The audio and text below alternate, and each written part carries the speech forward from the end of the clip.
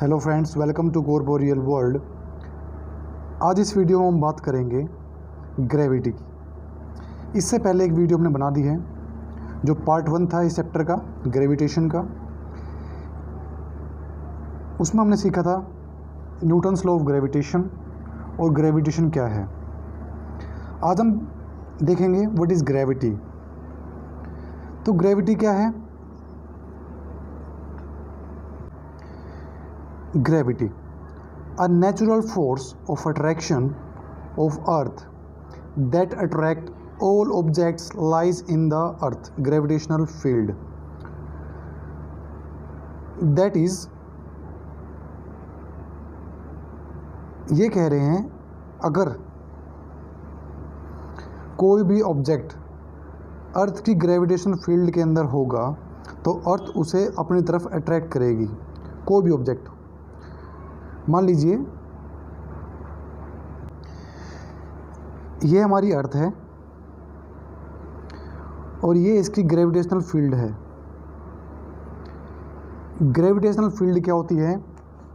वह एरिया जहाँ तक हम अर्थ की ग्रेविटेशनल फोर्स का इफ़ेक्ट देख सकते हैं, महसूस कर सकते हैं।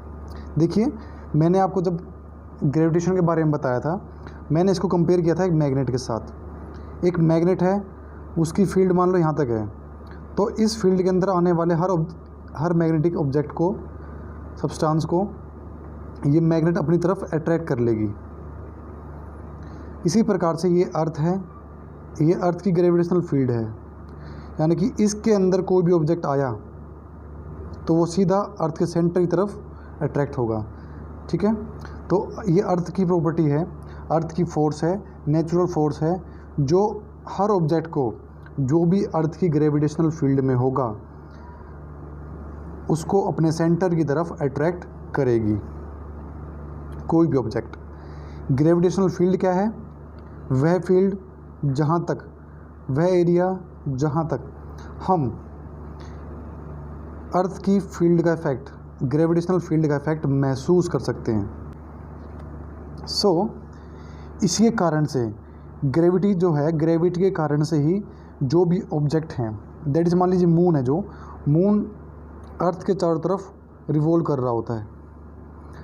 ठीक है, अगर मून अर्थ की ग्रेविटेशन फील्ड से बाहर होगा तो वो फ्री हो जाएगा, वो अपने अकॉर्डिंग मूव करेगा।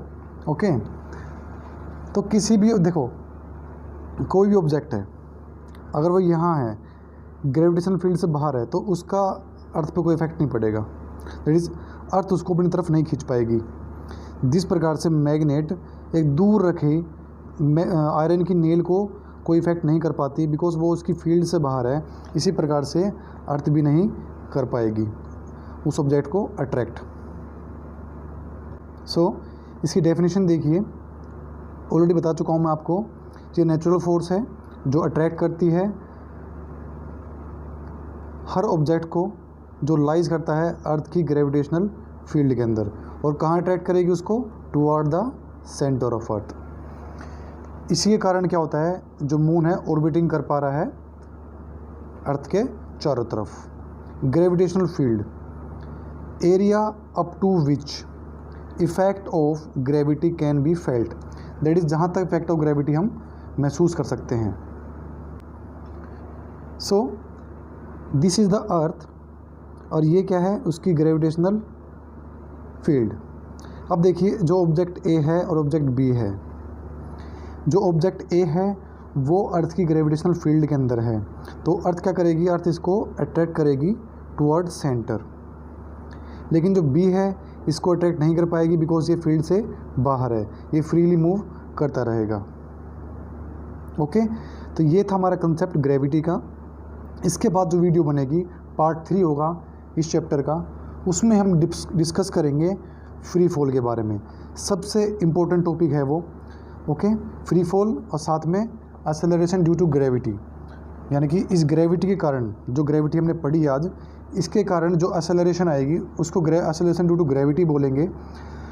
वो एक्सेलरेशन आई क्यों, उसके बारे में चर्चा करेंगे, और साथ ही हम सीखेंगे कि इस टॉपिक के ऊपर न्यूमेरिकल कैसे बनते हैं। बिकॉज जितने भी न्यूमेरिकल बनेंगे इस चैप्टर के अंदर मैक्सिमम वो इसी टॉपिक से बनेंगे, फ्री फॉल से और एक्सेलरेशन ड्यू टू ग्रेविटी से।